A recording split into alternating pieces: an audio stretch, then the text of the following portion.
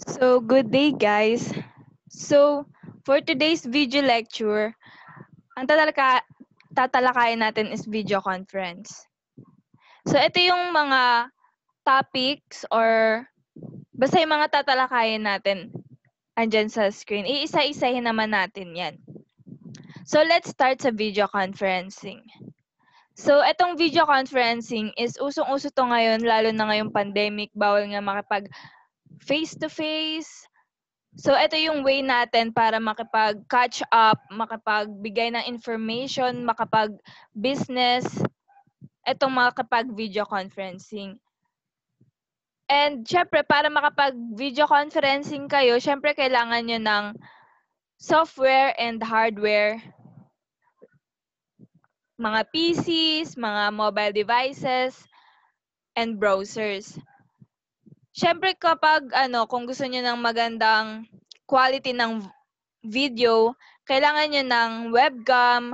Kapag sa voice naman, dapat microphone and then speakerphone para marinig yun ng maayos, and also headset and etc. yung mga pwedeng gamitin para makapagbigay ng magandang quality ng video conferencing. Kung medyo formal yung a-attendan nyo. And video conferencing is modern high-tech communication tool for increasing efficiency for business, optimizing and accelerating decision-making processes, and cutting customers and company staff travel cost. And syempre yung video conferencing din, big help din siya para matuloy yung online class natin, and sa mga businesses din, like sa mga company, ganyan, nagagamit nila to para makapag-close ng deal. So, benefit ng video conferencing. So, yung video conferencing, magiging productive ka dito. Makakasave ka ng time. Halimbawa, meron kang video conferencing ng 8, may meeting ka ng 8, and nagising ka ng 7:45. Kahit maligo ka na lang, kahit maghilamos ka na lang, mag-toothbrush, and then magsuklay-suklay, magpalit ng damit para mukhang presentable, makaka-save ka na ng time doon and hindi ka pa late. Baka maaga ka pa para dun sa meeting na yon. And nakakatipid din siya ng pamasahe. Kasi hindi ka na pwedeng umalis. Hindi ka pwedeng umalis. Kasi nga, yun nga, video conferencing nga yung attendan mo. And nakaka-save time din siya. Kasi halimbawa kapag may gagawin ka pa, 'di ba? Hindi ka na halimbawa yung tapos 4, tapos may gagawin ka ng 4:05, 'di ba? Parang papatay mo na lang yung PC mo, ganyan. And what is video conferencing software? Ito mga software na to is tool para makapag-video conferencing ka. And makakapag-communicate ka via video or audio using, syempre, kailangan ng internet connection para makipag-video conferencing.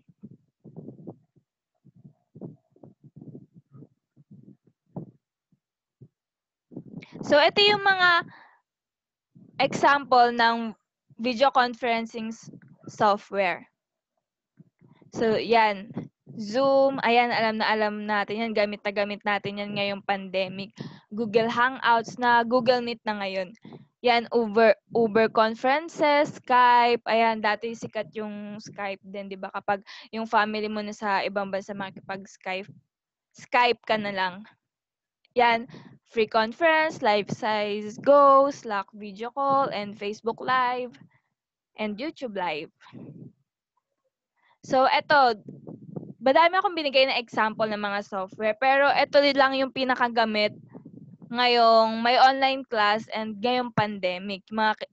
Madalas nating naririnig na mga software. So, una yung Zoom. So, yung Zoom is a cloud-based video communication app that allows you to set a virtual video and audio conferencing. Pwedeng webinars, live chat, makapag-screen share kapag gusto mo i-share yung screen mo para mas magets nila yung sinasabi mo. And also, ayun.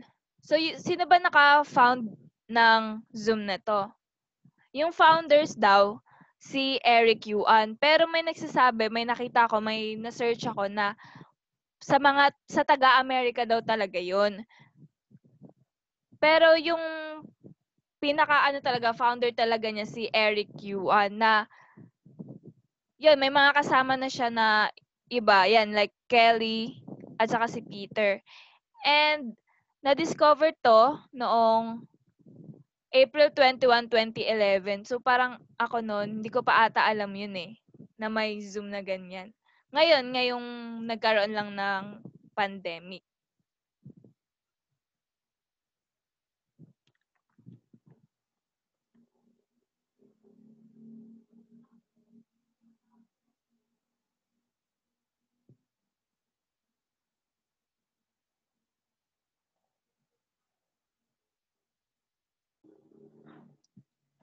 Next naman is Google Meet, formerly known as, yun nga, Google Hangouts. And ito din, video conferencing tool din siya na pwede nating magamit. It is two apps constitute the replacement for Google Hangouts. Yun, pwede din makipag-chat dito and makipag video conference. And yung developers nito, syempre si Google. And nirelease siya noong 2017. Next is MS Teams. And primarily, nakikipag-compete siya kila Slack and sa iba pang video conferencing.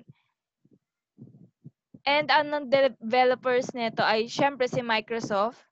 And yung stable release niya sa Android nung July 18, nito lang, July 18, 2020. Sa iOS naman nung July 20, 2020. And sa Windows naman, yun, same date din sa iOS. Same lang sila ni-release. And itong Cisco Webex. Yan, American company siya. Nagsisell ng web conferencing and yan, ng video conferencing. So, may bayad to panigurado. And yung founders niya si Subra Layar at saka si Minzu. Actually, matagal na tong Cisco Webex Kasi founded siya 1995. And yun, 'di ba, na-found siya noong 1995 and na-taken over by Cisco System noong 2007. And yung headquarters ng Cisco Webex is sa Milipitas, California.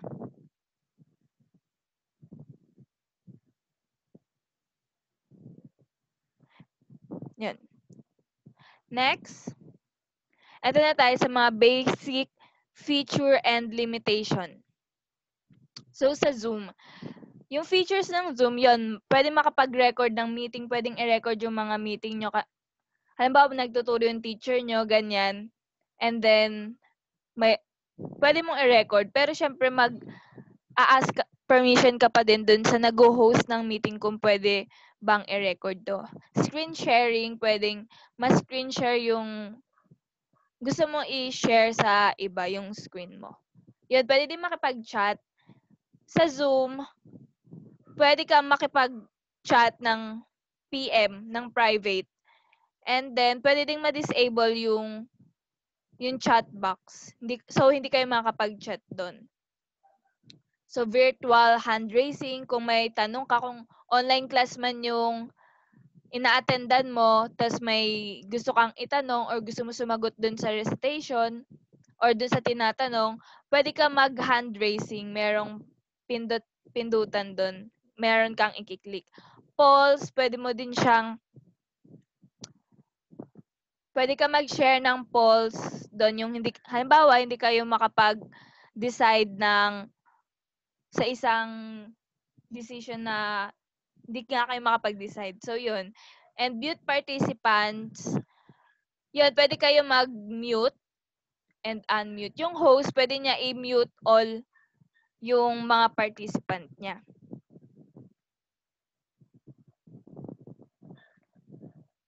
And next, ano namang limitation ng Zoom? So, yung ngayon, dati kasi, nung hindi pa siya masyadong sikat, 1 to sawa, matagal yung duration niya, yung length ng pakipag-video conference nyo.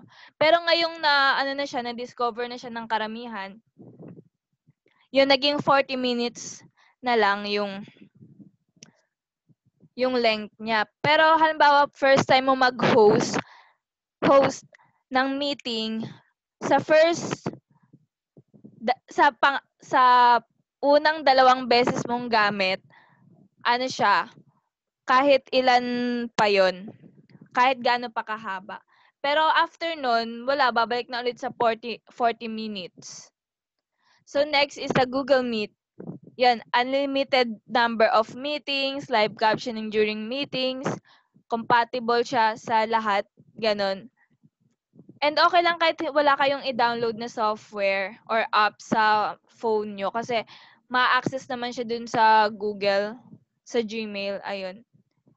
Video and audio preview screen, adjustable layout and screen settings. Pwede din kayo maglagay ng mga virtual backgrounds kung magulo yung background nyo and gusto nyo lang naman maging presentable dun sa meeting nyo.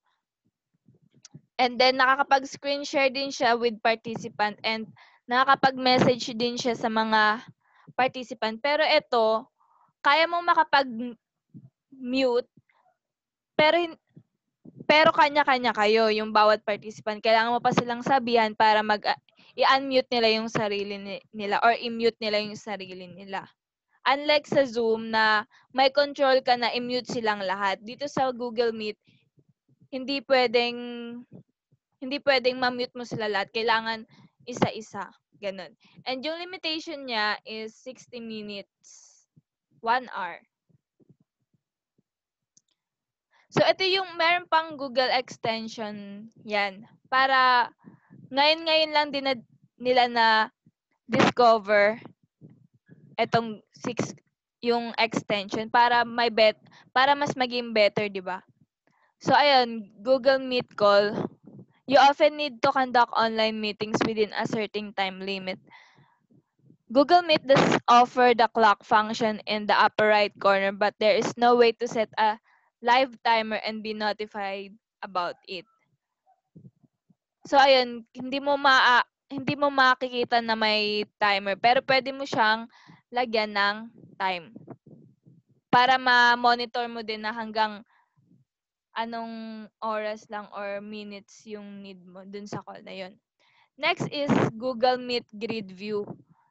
So, eto, nagsusupport to. Halimbawa, kung ina-attendan mo is class, online class, and then gusto mo makita lahat ng student or classmates mo, kung nakikinig ba sila, kung anong ginagawa nila, pwede mo siyang ma-view. Like, meron sa gilid doon na yung tatlong dots, and papalitan mo lang yung grid doon. So, makikita mo na lahat ng participant. So, meet attendance. So, dito, mamomonitor din yung attendance, yung mga umattend sa mga video conference na kinonduct mo through week or month. So, virtual background, kung gusto, yun nga, nasabi ko kanina, kung medyo magulo yung background mo, mag-download ka na lang din ng virtual background para maayos din yung magiging background mo. And push to talk, yun. So, imbis na pindot ka ng pindot ng unmute, mute, ganyan, push mo na lang yung key na available doon. Yung sa iba kasi space bar. So, yun, pipindutin na lang yung space bar para makapagsalita. And lastly is Google Meet Plus. Itong si Google Meet Plus, you can use the whiteboard function and to share and discuss ideas. Ito, pwede mo siya magamit, halimbawa math yung dinidiscuss mo. Yun, pwede mong isulat sa whiteboard para mas maintindihan nung participant yung sinishare mo. And yun, meron built-in emoji. Next is sa MS Teams feature. So, katulad din ng ibang software na sinabi ko kanina, pwede din makapag-conduct ng video conferencing, makapag-screen share, Yun, custom background yun nga, virtual background. File sharing, makakapag-share ka pala ng file dito. And yung together mode, yun, market availability and privacy and security. Yung limitation niya, too many similar tool.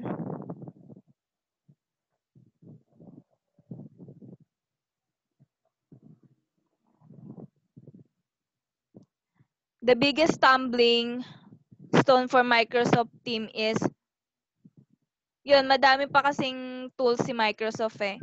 And next is, no unified search for all products.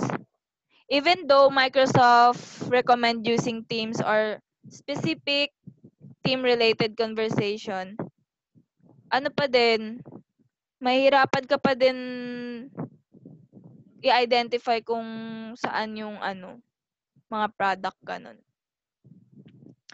Unnecessary consumption, it can result in an unnecessary creation of teams and stopping of storage space. For lack of notification, should you try to make a new team with a name that already exists, you won't get any heads up on it, so you can end up with the two or more identical name teams. Not only does this create confusion, but it also unnecessarily consume your resources.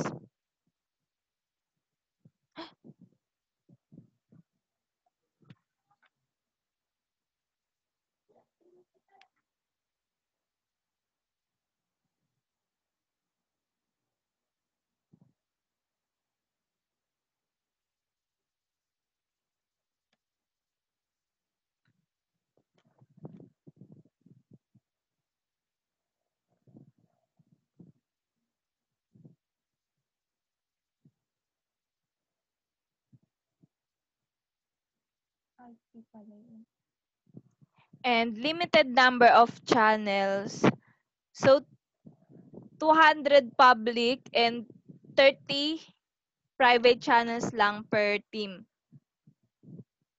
Next is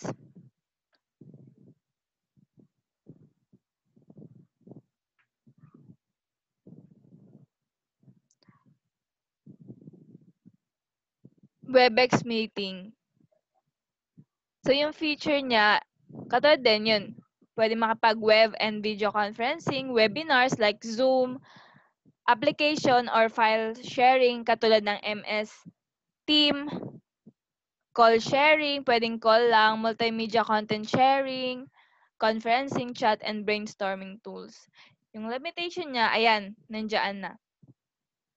Record playback on mobile devices. Hindi mo na siya pwedeng ma-playback. And hindi mo na din siya pwedeng ma-record. Yan. And personal room. Wala siyang personal room. And one meeting at a time. Kapag Mac lang yung pwedeng gumamit dyan eh. Oo, Mac lang. Wait. I mean, Mac users lang yung pwedeng maka-join ng one meeting at the same time. Ayun. So, ito na yung differences and similarities nila. So, tinable ko na lang siya para mas madaling ma-identify yung pagkakaiba nila. So, una sa time limit. So, si Zoom, yung time limit niya 40 minutes. Ayan. So, makikita nyo naman yung pagkakaiba nilang apat. So, ang magkaparehas lang, yung differences ni MS Team at saka ni Cisco Webex is para silang 24 hours sa time limit. Sa participant naman, si Google Meet at saka si Zoom para sila ng 100 and ang magkaiba si MS Team at saka si Cisco Webex. And so, ang pinaka maraming participant na pwedeng makakonduct is si MS Team. And sa attendance list, yan, all sila meron nun. Lock meeting, si Google Meet lang yung wala. So, yun, pwede pa rin makapasok yung mga taong hindi naman invited. Next is install software. Yun, si Zoom, si MS Team, at saka si Cisco Webex, need mo pa talaga silang mag-install ng software. Si Google Meet, kahit hindi ka na mag-install ng software sa laptop mo, pumunta ka na lang sa Google and then may mga tools doon. Makikita mo na yung mga Google Drive, Google Classroom, ayun, nandun na din kasama na din si Google Meet doon. So recording, lahat sila may pwede mong i-record. Sa Google Meet naman, may pupuntahan ka pa para makapag-record ka pa talaga. So, co-annotation, yun, lahat sila pwede. So, meeting password. So, si Zoom, at saka si Cisco Webex, para silang may meeting password. Unlike kila Google Meet at saka kay MS Teams, wala silang password. So, code lang yung binibigay ni Google Meet at saka ni MS Team. Virtual background, lahat sila pwede. Pwede ka maglagay ng virtual background. Audio and video preview. Yun, lahat sila ulit parehas. Waiting room, si Google Meet lang din yung walang waiting room.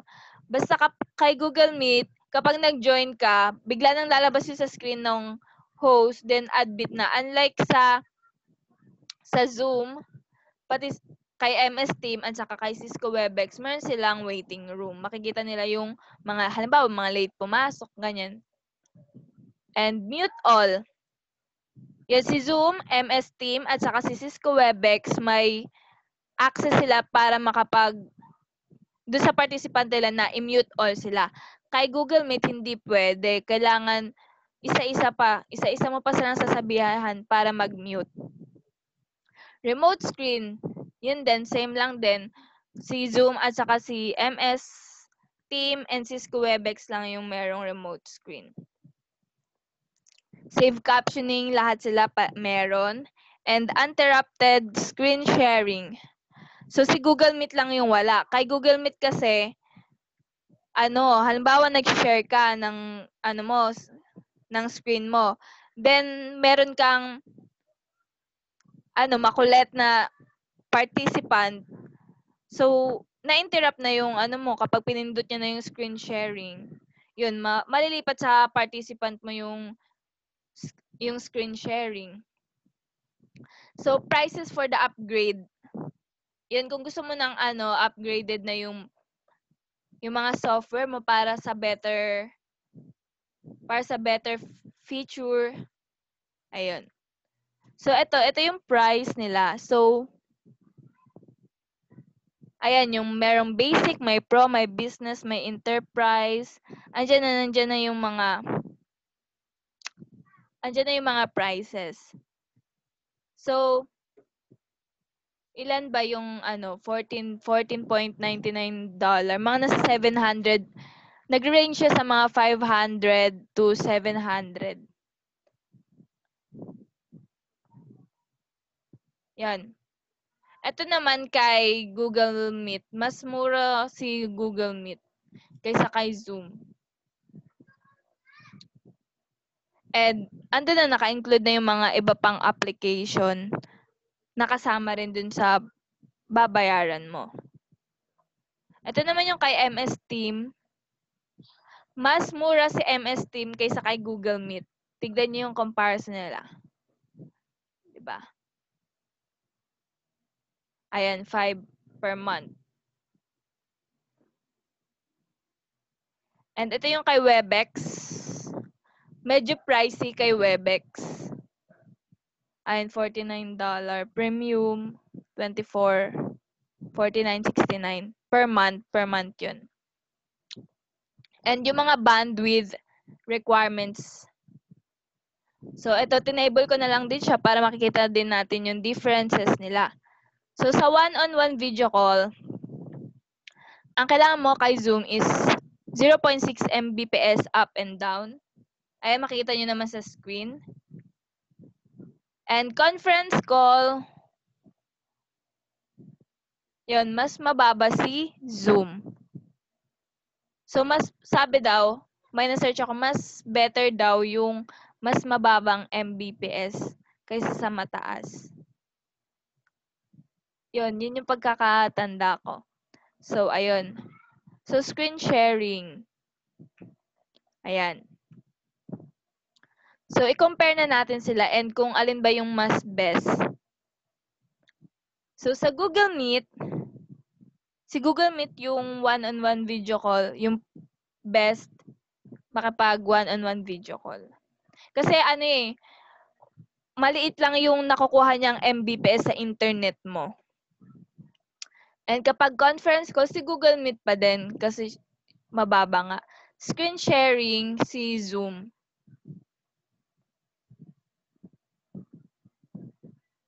So, what is the best conferencing tool and bakit?